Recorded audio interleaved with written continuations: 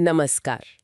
आज हम भगवद गीता के एक बहुत ही महत्वपूर्ण श्लोक पर बात करने वाले हैं। जी। अध्याय 2 श्लोक 24। जी। ये आत्मा की प्रकृति, उसकी जो गुण है उनको बताता है। हाँ, ये श्लोक आत्मा के स्वरूप को बहुत ही स्पष्ट रूप से सामने रखता है। हमारे पास कुछ विश्लेषण और नोट्स हैं, तो हमने सोचा कि इस पर एक गहरी चर्चा की जाए। बढ़िया विचार है। तो हमारा मकसद ये है कि इन स्रोतों की मदद से आत्मा के जो गुण बताए गए हैं, जैसे अविनाशी, शाश्वत, अचल, इनको समझें।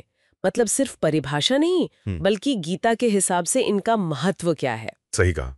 सिर्फ शब्दों का अर्थ जानना काफी नहीं, उनका जो गहरा भाव है उसे समझना जरूरी है। तो चलिए शुरू करते हैं। श्लोक है, अच्छेद्यो यम अदाह्यो अम अक्लेद्यो शोष्य एव च नित्यः सर्वगतः स्थाणुरचलो यम सनातना। 24। ये श्लोक आत्मा के बारे में क्या कह रहा है? शुरू कहाँ से करें? देखिए, ये श्लोक आत्मा के कई अहम मूलभूत गुण बताता है। और ये गुण दिखाते हैं कि आत्मा भौतिक जगत के नियमों से पूरी तरह परे है। सबसे पहली बात, जो सबसे ज्यादा महत्वपूर्ण है शायद, कि ये अविनाशी है। अविनाशी। और श्लोक इसे और खोलता है ना, कहता है अच्छेद्य, अदाह्य, अक्लेद्य, अशोष्य। जी। मतलब इसे काटा नहीं जा सकता। हाँ। जलाया नहीं जा सकता, पानी से भिगोया या गीला नहीं किया जा सकता, और हवा से सुखाया भी नहीं जा सकता। बिल्कुल। ये जितने भी तरीके किसी चीज को नष्ट करने के, काटना, जलाना, पानी का असर, हवा का असर, ये सब भौतिक चीजों पर काम करते हैं। हाँ, ये तो सारे भौतिक तरीके हो गए। सही कहा। और ये शब्द साफ बताते हैं कि आत्मा पर इन भौतिक तत्वों और प्रक्रियाओं का कोई असर नहीं होता। क्यों? क्योंकि वो भौतिक है ही नहीं। अच्छा, तो ये गुण असल में उसकी अभौतिक प्रकृति को ही साबित कर रहे हैं। हाँ, बिल्कुल। ये उसकी स्वतंत्रता और उसकी अनश्वरता को स्थापित करते हैं। ये सिर्फ कोई मानी हुई बात नहीं है, बल्कि एक लॉजिकल, एक तार्किक निष्कर्ष है। अगर कोई चीज भौतिक नहीं है, तो उसे भौतिक तरीकों से नष्ट कैसे करेंगे? ये वाकई दिलचस्प है कि कैसे भौतिक विनाश के तरीकों को नकार कर आत्मा की अभौतिकता बताई जा रही है। लेकिन श्लोक यहीं नहीं रुकता। नहीं। इसमें और भी शब्द हैं। नित्य, सर्वगत, स्थाणु, अचल और सनातन। इनका क्या खास मतलब है? क्या सिर्फ अविनाशी कहना काफी नहीं था? ये शब्द आत्मा के स्वरूप को और भी ज्यादा गहराई से और अलग-अलग पहलुओं से समझाते हैं। जैसे नित्य, इसका मतलब है शाश्वत। शाश्वत मतलब हमेशा रहने वाला। हाँ, जो हमेशा से है और हमेशा रहेगा, जिसका ना कोई आदि है ना अंत, जन्म और मृत्यु के चक्र से परे। फिर है सर्वगत। सर्वगत यानी सब जगह फैला हुआ। बिल्कुल, सर्वव्यापी, हर जगह मौजूद। ये किसी एक शरीर या स्थान तक सीमित नहीं है, ये सब में है, हर जगह है। फिर स्थाणु। स्थाणु, इसका क्या मतलब हुआ? जो हमेशा एक जैसा रहे। फिर है अचल। अचल, ये भी तो स्थिरता जैसा ही लग रहा है। स्थाणु और अचल में क्या फर्क है? हाँ, दोनों स्थिरता की बात करते हैं, पर थोड़ा सूक्ष्म अंतर है। स्थाणु का अर्थ है स्थिर, यानी जिसमें कोई बदलाव नहीं आता, जो अपनी प्रकृति में कायम है। और अचल का मतलब है गतिहीन, जो अपनी जगह से हिलता नहीं, अपनी स्थिति नहीं बदलता।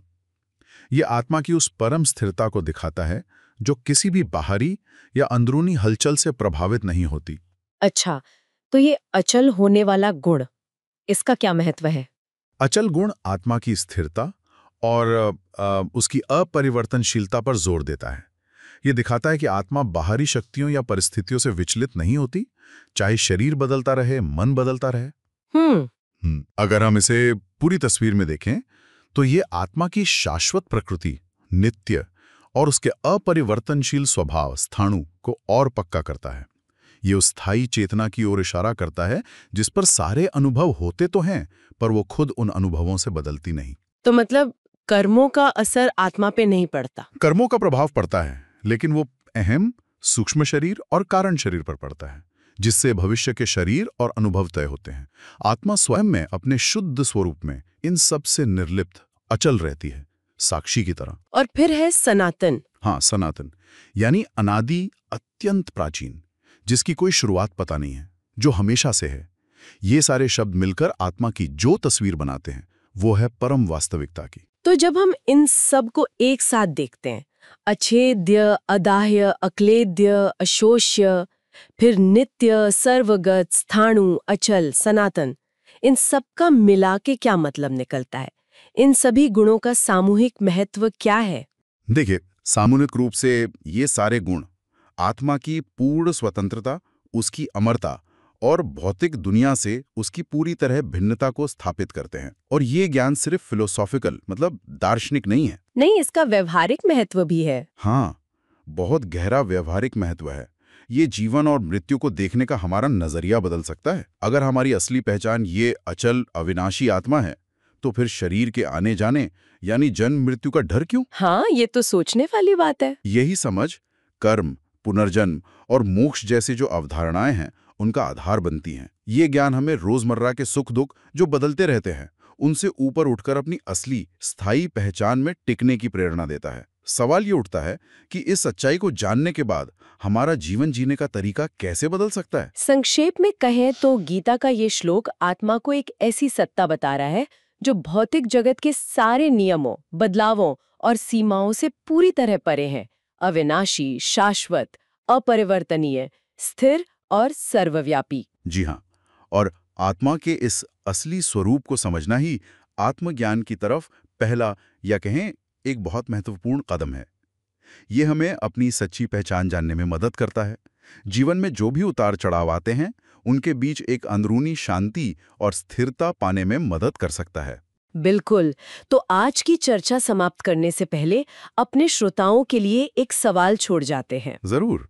अगर आत्मा सच में इन सभी भौतिक चीजों, बदलावों और यहाँ तक कि अनुभवों से भी अप्रभावित और अचल है, तो फिर हमारे रोजमर्रा के जीवन, हमारे कर्म, हमारी भावनाएं, इनके साथ इस अपरिवर्तनशील आत्मा का रिश्ता क्या है? ये कनेक्शन कैसे काम करता है? इस पर सोचिएगा जरूर।